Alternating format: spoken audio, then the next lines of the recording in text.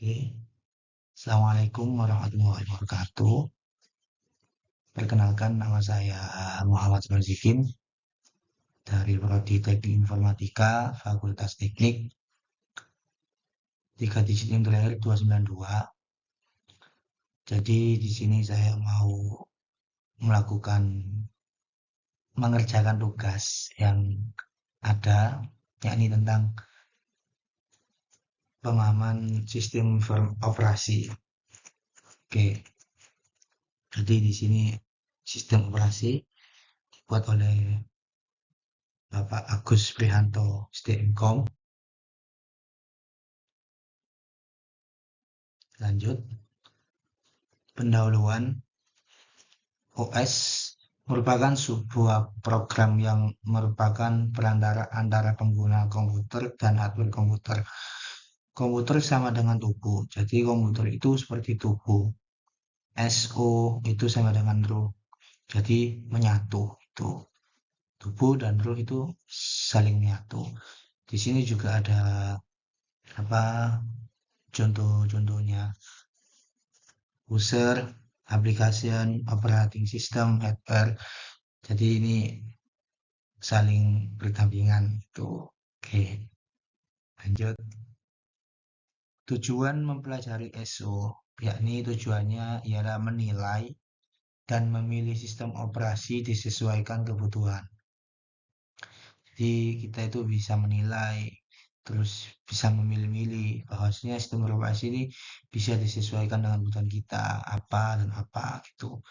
Juga meningkatkan kinerja sistem komputer. Jadi itu bisa meningkatkan kinerja sistem komputernya. Terus membangun aplikasi penunjang. Tuh. Terus tugas sistem operasi ialah pengelola sumber daya sistem komputer, resource manager. Jadi tugasnya ialah mengelola sumber daya sistem komputernya. Jadi sebagai penyedia layanan juga extended atau virtual machine sama dengan API, Application Programming Language atau sistem CAL. Ini juga ada contohnya user program, user interface, sistem CAL, terus ada program control, IO, file system, comms, enormic, research, auditing, security. Nah, di sebelahnya lagi itu ada hardware. Jadi semuanya itu terkumpul jadi satu. Layanan OS, yakni menyediakan user interface, menyediakan program execution, menyediakan input output operation, menyediakan file system manipulation, menyediakan sistem communication atau networking, mampu melakukan error detection, mampu melakukan resource sharing, ada facility security-nya. Jadi dalam layanan OS ini ada 1, 2, 3, 4, 5, 6, 7, 8, 8 layanan. Salah satunya 8 ini. Ini udah disebutkan semua di PPT kali ini. Lanjut, jenis platform dan OS operating sistemnya, microcomputers, ini Unix, Windows, terus mainframe, IBM, Unix, superkomputer, Unix, Linux, workstation, server, Linux, Windows, networking, Linux, network, Windows, PDA, BlackBerry, Linux, Palm, Windows Mobile, terus ada smartphone, Symbian, Linux, Windows Mobile, terus tablet PC, iPad, Mac OS, Galaxy Tab, Android. Ini ada gambarnya Windows seperti ini, Linux juga ini, terus Mac iOS kayak gini, Symbian iOS kayak gini. Ini iOS, Windows Phone. Oke, lanjut. Sumber daya sistem komputer. Sumber dayanya ialah ada berbentuk fisik seperti keyboard, mouse, touchscreen, CD-ROM, printer, monitor, modem, dan lain-lain. Nah, ini ada contohnya printer, monitor, terusan speaker, keyboard, mouse. Terus sumber dayanya juga berupa abstrak, yakni data dan program. Itu ada di dalam sini.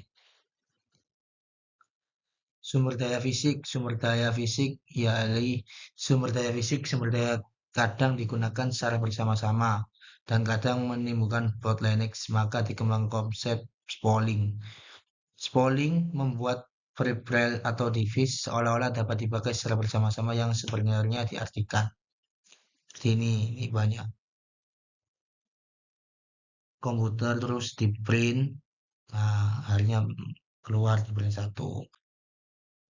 Terus lanjut, secara sistem komputer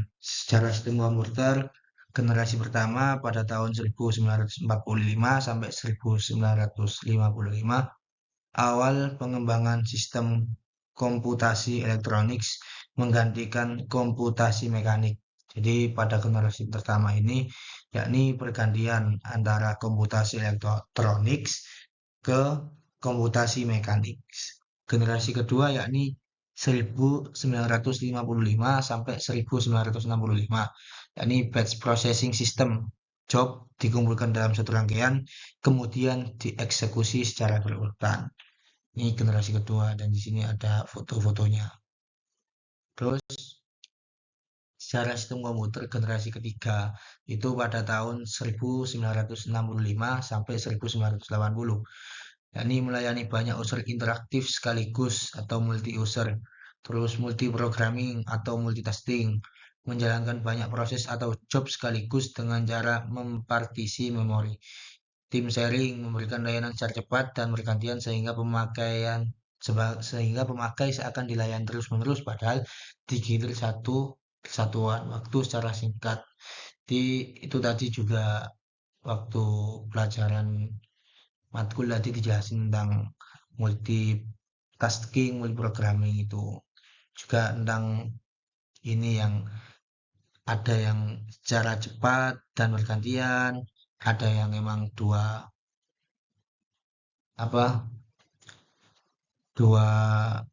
alatnya. Terus generasi keempat pada tahun 1980 sampai 1999X, yakni nggak tahu itu, tidak hanya mendukung satu mode, tapi banyak mode, yaitu mendukung batch processing, team sharing, and real time. Tuh. Terus sejarah sistem komputer generasi kelima, artificial intelligence, sekarang sampai masa depan. Komputer masih menggunakan teknologi LSI, namun akan mempunyai banyak pengembangan, memakai fitur yang terus berkembang setiap tahunnya, semakin cepat dalam pemrosesan informasi. Komputer memiliki kemampuan untuk mendengar, berbicara, melihat, dan pastinya lebih canggih lagi, bahkan dapat memberikan kesimpulan layaknya manusia. Network OS and Distributed OS. Network OS ialah diperuntukkan jaringan komputer di mana pemakai menyadari keberadaan komputer yang terhubung. Distributed OS diperuntukkan jaringan komputer di mana pemakai tidak perlu menyadari keberadaan komputer yang terhubung. Jadi bisa difahami semuanya ya. Oke, selesai. Kita lanjut.